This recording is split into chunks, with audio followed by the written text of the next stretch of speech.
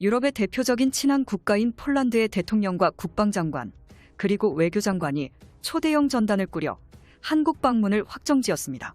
이번에 새롭게 밝혀진 바에 따르면 폴란드가 사용할 국방 예산은 모두 14조 원 이상으로 기존의 48대를 도입한 FA-50 공격기에 이어서 최첨단 한국산 첨단 군용기를 추가로 도입하려는 의지가 매우 강하다는 걸 다시 한번 각인시켰습니다. 이 상황에 대해 다소 당황한 국가 있는데요. 바로 프랑스입니다.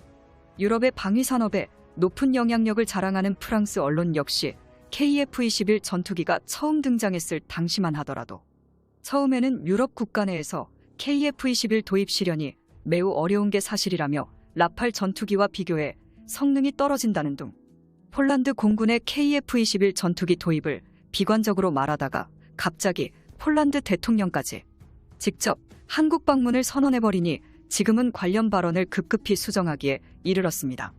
특히 폴란드 군사무기 연구원들까지 참여를 확정짓자 흐바엑 방위산업회장 등 인도네시아 대신 한국과 폴란드의 KF-21 공동개발이 확정될 상황까지 추가적으로 염두에 두고 있는데요.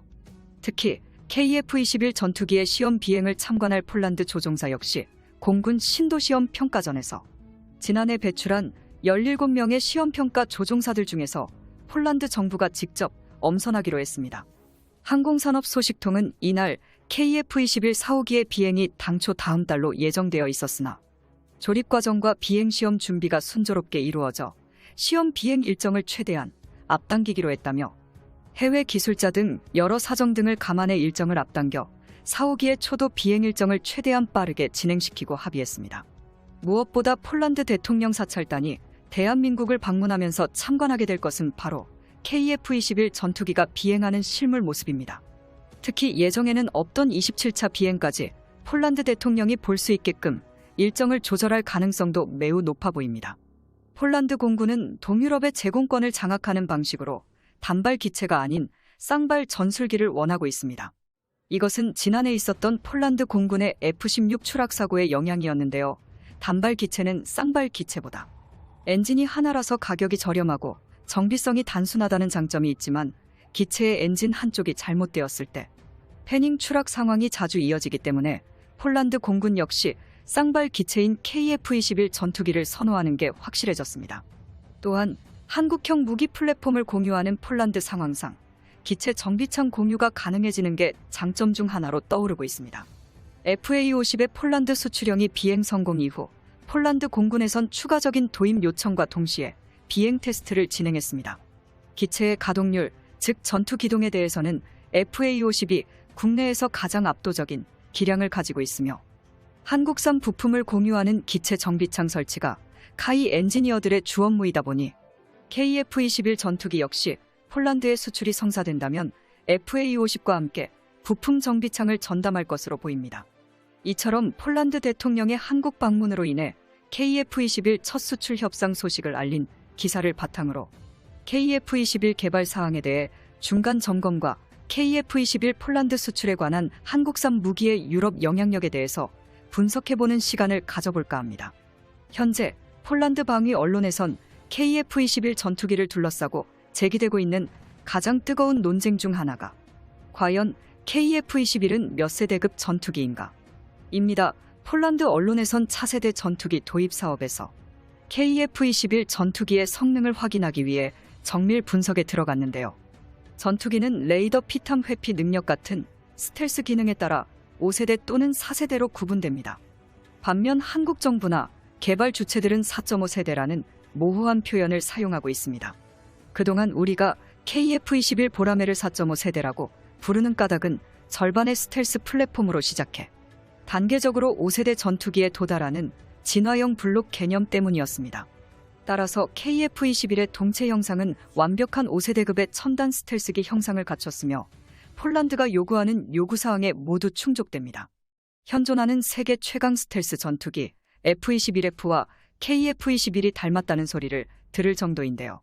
즉 기체 형상이 레이더 전파의 반사를 최소화할 수 있게 설계됐다는 뜻입니다. 그러나 아직 한국의 기술력이 완벽하지는 않습니다. 한국항공 KF-21의 블록 1, 블록 2까지는 유로파이터 타입은 라팔 등 최신 기종의 레이더 반사 면적인 RCS 1제곱미터보다는 약간 우수한 수준의 스텔스 성능인 0.5제곱미터를 갖출 계획이라고 밝히고 있습니다. 반면 2028년 이후 블록3에서는 무장창을 기체 내부로 매립해 미국 수준으로 높인다는 계획인데요.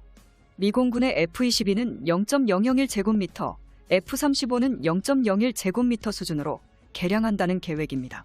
그래서 해외에서는 KF-21을 액면 그대로 4.5세대로 소개하는 보도도 있지만 실질적인 5세대 전투기라고 부르는 전문가들도 많습니다. 사실 폴란드 대통령의 방문 일정도 있지만 카이가 추가적인 비행시험을 앞당긴 것은 개발 시간을 최대한 확보하기 위함인데요. 시험 비행은 4년 동안 2240번의 비행을 시행하는데 예상보다 시간이 매우 빠듯하다고 합니다. 일단 KF-21 4호기가 제대로 비행하는지가 가장 큰 관건입니다.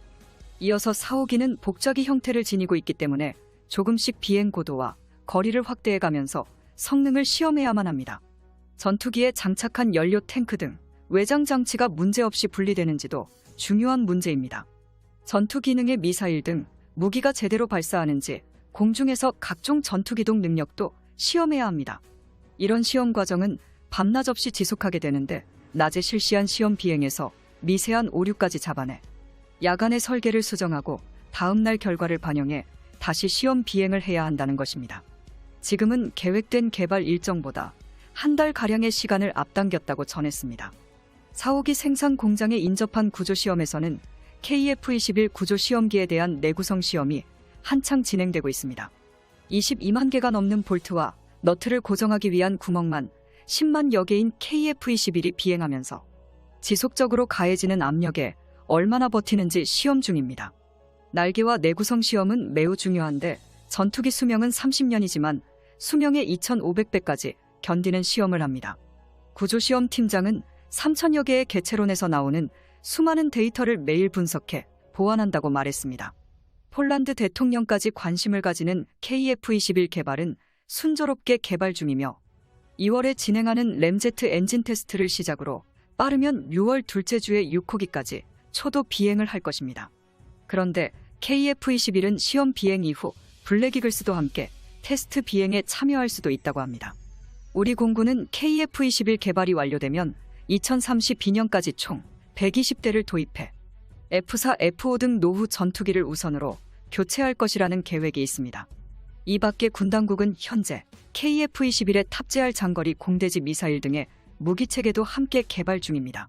그리고 KF-21에 저피탐 설계 기술을 적용해 스텔스 기능을 갖추도록 하는 한편 국산 스텔스 무인 전투기와 연동한 유무인 복합 운용체계 도입까지 추진 중입니다.